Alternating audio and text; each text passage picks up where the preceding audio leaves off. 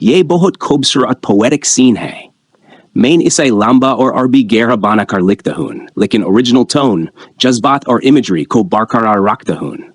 They didn't speak, not because they had nothing to say, but because words suddenly felt too fragile, too small, too human to hold the weight of what passed between them.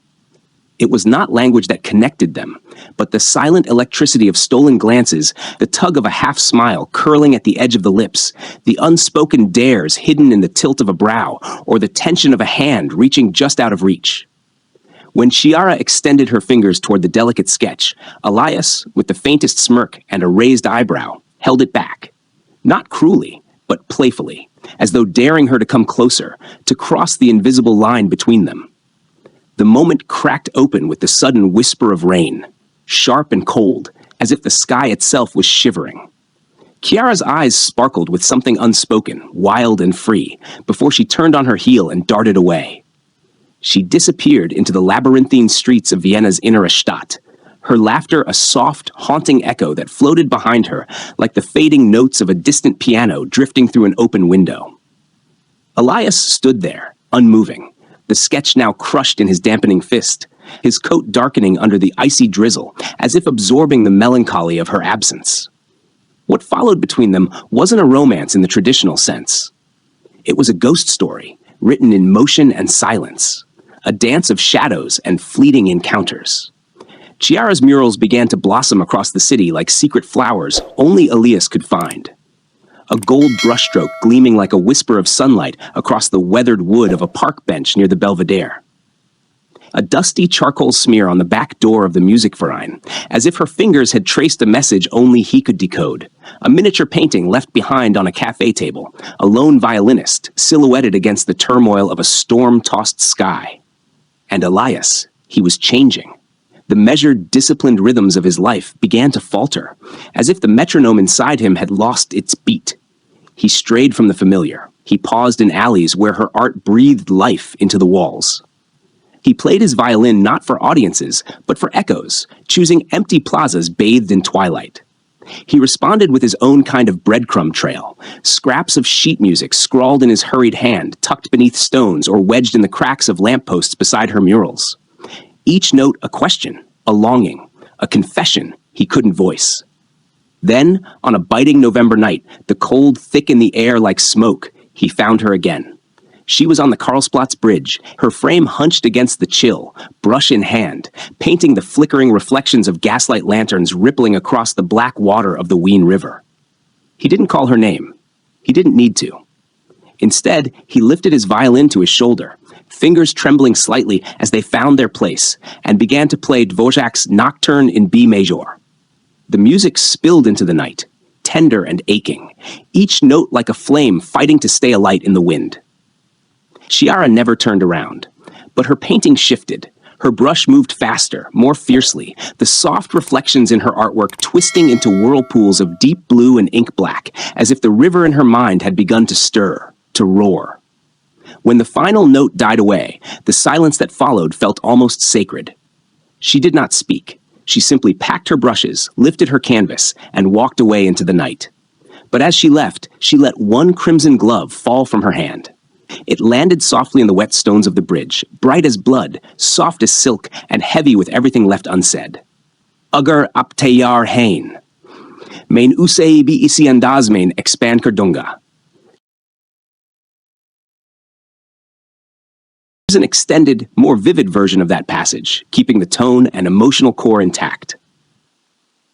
Weeks slid by in a hush of gray skies and breath that curled in the air like smoke. Winter, relentless and indifferent, tightened its icy grip on Vienna. Snow collected in delicate drifts against cathedral steps, and frost etched lacework patterns onto the windows of trams and cafes. Life slowed, bundled in scarves and silence. Amid the cold, the Prater amusement park became their sanctuary, a strange, quiet haven cloaked in stillness. The once boisterous grounds were now a ghost of summer's laughter, its colors drained and frozen in place. The giant Ferris wheel loomed above them like a memory, its gondolas creaking faintly in the wind, suspended in time.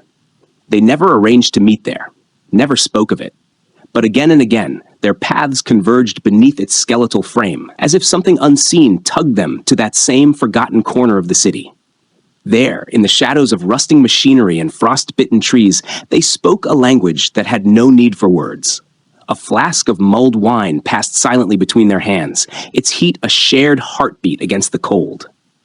A wool scarf, his, placed gently over Chiara's shoulders when the wind bit too sharply. A sketch pad left on a bench, its pages fluttering in the breeze, opened to a charcoal drawing of Elias mid-performance, his eyes closed in rapture. The bow in his hand caught in a moment of suspended motion, like breath held just before a kiss. Elias began to write again. Music poured out of him in the quiet hours between dusk and dawn, his apartment lit only by candlelight and the reflection of snow beyond the window pane. He composed a new piece, Nachtgedanken, Night Thoughts, a haunting conversation between cello and violin, where melodies brushed past each other like strangers on a city street, full of unspoken yearning and the ache of restraint. The composition didn't follow conventional structure. It wandered, paused in strange places, as if listening for something distant. It was not written for the stage or for applause. It was written for her. At rehearsal, the conductor halted mid-bar, his brow furrowed as he examined the irregular phrasing, the long silences that seemed to stretch into something sacred. "Who are you writing for, Reinhardt?" he asked, a touch of irritation under the question. Elias said nothing. He only stared at the score, his fingers resting lightly on the edge of the music stand. But when he reached for his bow, the orchestra's first violinist caught a faint smear of crimson paint on the white cuff of his sleeve. A ghostly trace, barely visible, but unmistakably there. "Send over the next set of lines whenever you're ready. I'm here to keep the rhythm going." Symphony arrived on New Year's Eve, beneath the gilded ceilings of the Hofburg Palace. Outside, snow blanketed the city in silence, but within those opulent halls, Vienna pulsed with life and extravagance. The city's elite had gathered like peacocks, dressed in shimmering silks and dripping in jewels, their identities hidden behind elaborate masks of feathers, filigree, and polished gold. The air was thick with the scent of perfume and champagne, with laughter and the distant echo of a waltz spinning endlessly in triple time. Elias, a man who usually preferred quiet corners and candlelit concert halls, had never been one for such flamboyant spectacles. Yet tonight, something drew him in, some magnetic pull he didn't bother resisting. He moved through the crowd with an aloof elegance, clad in a perfectly tailored tailcoat, a silver half-mask molded into the shape of a wolf, covering the upper half of his face. There was something wild and watchful in it, something that mirrored the restlessness coiled beneath his calm exterior. Across the ballroom, Chiara stood half-shrouded in shadow, near a column where her easel and paints had been set up. She had been commissioned to create a live mural, an impressionist rendering of the evening's revelry, to be completed before the final stroke of midnight. But her hand had stilled the moment she entered the palace. Her gown was black velvet, elegant and simple, but it was her mask that made people glance twice. A cascade of raven plumes fanning out from either side of her face, like wings mid-flight. Beneath it, her eyes searched, and when they met his, she stopped breathing. They recognized each other at once. Despite the masks, despite the artifice, something deeper, older, tied them together in an instant that transcended the glittering room. No smile was exchanged, no wave or whispered greeting, just the silent crash of two souls colliding beneath layers of fabric and formality. Later, far from the glittering chandeliers and endless toasts, they slipped away into the palace gardens. The air outside was knife-sharp, biting, but they didn't feel the cold. Frost clung to the marble statues like lace, delicate and shimmering in the moonlight.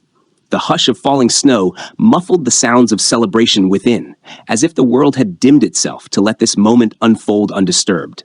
There, surrounded by winter's breath and silence, they danced. No music guided them, only memory. The pressure of his hand at the small of her back, the rustle of her gown brushing against his legs, her breath warm against the curve of his jaw, and the way her pulse leapt beneath his fingers when the sky above exploded in a cascade of fireworks, gold and red scattering like stars breaking apart. Light flickered in her eyes, turning them molten. He held her as if she were made of glass and thunder. And when midnight came, when the bells of St. Stephen's echoed through the air and the city erupted into cheers, into kisses, into glittering fragments of joy, Chiara rose onto the tips of her toes. Her mask shifted slightly, slipping down just enough for her lips to show. Her eyes didn't leave his. Elias didn't hesitate. He bent forward slowly, reverently, and met her halfway. Ready for the next part whenever you are. Let's keep weaving this magic.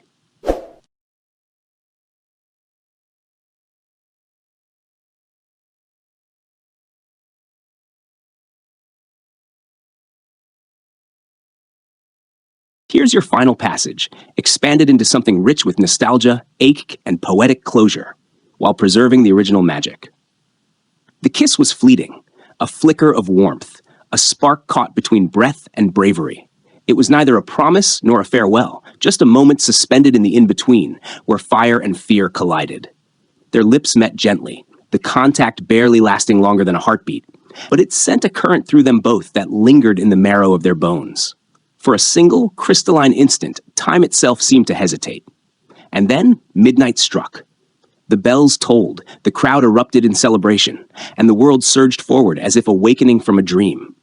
The spell shattered. Chiara stepped back, her eyes wide but unreadable behind the falling veil of feathers. And before Elias could speak, before he could even reach for her, she was gone, swallowed by the whirl of masked dancers and champagne laughter. All she left behind was a single glove, dropped on the snow-dusted stones like a signature. It was smudged with ultramarine paint, still damp, the mark of her hands and heart. By morning, she had vanished completely. No trace, no note, no final glance. Rumors flickered through Vienna's artistic circles like cigarette smoke. Some said she had gone to Venice to paint the canals in solitude. Others claimed she was spotted boarding a train bound for Budapest, her luggage light, her expression unreadable. But none of it was certain. Like all ghosts, she refused to be pinned down. Elias returned to his music, but he was no longer the same man. His violin wept beneath his touch. His melodies bent and trembled in unfamiliar ways, pulsing with a sorrow too exquisite to name. Audiences sensed it immediately, that sharp undercurrent, that ache threaded through each performance. Critics whispered that his music had become otherworldly, that it spoke of things just out of reach, like dreams slipping away upon waking. They called him a genius haunted by something, someone, they could not see. In his violin case, tucked beneath rosin and sheet music, he kept her glove. The ultramarine stain faded with the years, bleeding slowly into the fabric like the memory of a vanished star. He never wore it, never touched it, only looked at it sometimes, late at night, as though trying to hear her laughter in the silence. 5 years passed. 5 long winters. Then, on a damp spring evening in Venice, as the canals shimmered with twilight and rain kissed the rooftops, Elias found himself drawn to a narrow alley off the Rialto Bridge. A modest gallery, tucked between 2 crumbling brick facades, caught his eye. It was nothing grand, just a small space filled with color and quiet. Inside, the air smelled of turpentine and salt. The walls were lined with canvases, each one more familiar than the last. Vienna stared back at him in brushstrokes and memory, the shadowed spires of St. Stephen's, the skeletal Ferris wheel of the Prater, the mist-veiled silhouette of the Karlsplatz Bridge under a bleeding sky. Each piece sang of places he'd wandered in solitude, places she had once touched with her presence. Then he saw it, the final painting, larger than the rest, framed in pale wood and hung under a flickering light. It was titled Küsse nach Mitternacht, Kisses After Midnight. In it, 2 figures stood side by side on a bridge, wrapped in the hush of dawn. The man held a violin to his side, the strings still vibrating with silence. The woman held a paintbrush like a wand, color dripping from its tip. Their eyes were cast toward each other, not quite meeting, but aware, alive, and full of something deeper than time. And in the water below, their shadows had merged into one. Elias stood there for a long time, unmoving, his heart both breaking and blooming. Not a word was spoken. But as he turned to leave, a familiar laugh drifted through the open back door of the gallery. Soft, like a melody remembered in a dream. He didn't need to turn around to know she was there. Want to continue this into a new arc, like a reunion, or maybe a new tension? Or is this where you want their story to pause?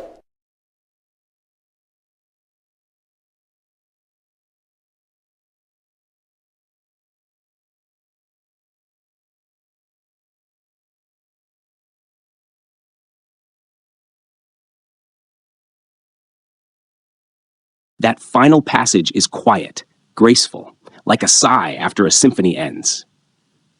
Here's an extended version that leans deeper into the lyrical melancholy and quiet surrender you're channeling. Elias did not search for her.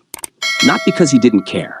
Not because he wasn't tempted to follow the sound of that familiar laugh, to chase it through the narrow alleys of Venice, to stand before her and ask